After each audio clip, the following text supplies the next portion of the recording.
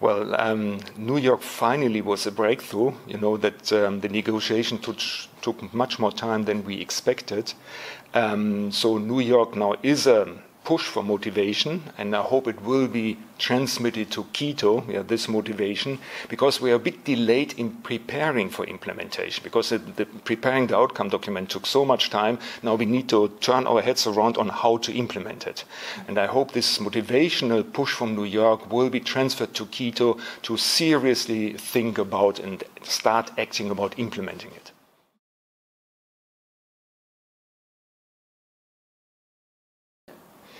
Well, of course, different levels of actors are addressed. National governments, they are encouraged, and I hope they will revise their national urban policies to see what are the gaps, what still needs to be complemented.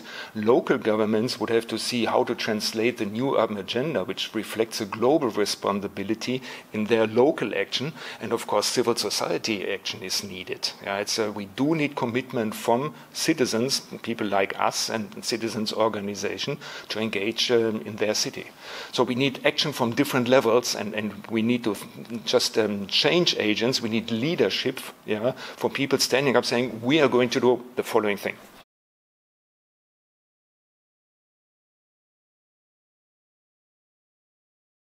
No, absolutely no. It's a voluntary agreement. It's non-binding. So this is why I'm hoping for this motivational push. There's no obligation. If people do not feel motivated, if they don't get their heads around, then nothing will happen. It depends on us. This is one of the challenges. Of course, the most important is the implementation, of course.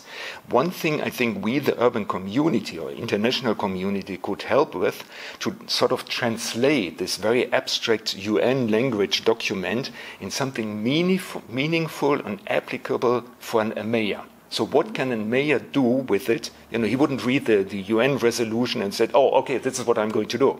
So we need to translate this concept or this narrative and the encouragement and the call for action from the new urban agenda, which is in the document, in something that actually is applicable at the local level or at national policy level.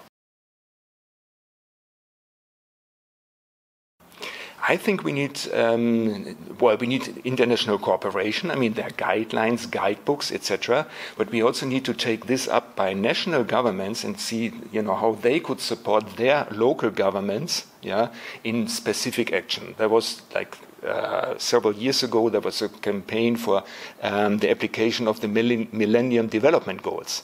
We need something similar now that give guidance, not obligations, orientation and support from international cooperation for understanding what the new urban agenda is and how specific and, of course, limited action, not everybody can do everything of the new urban agenda, could help to contribute to implementing the new urban agenda.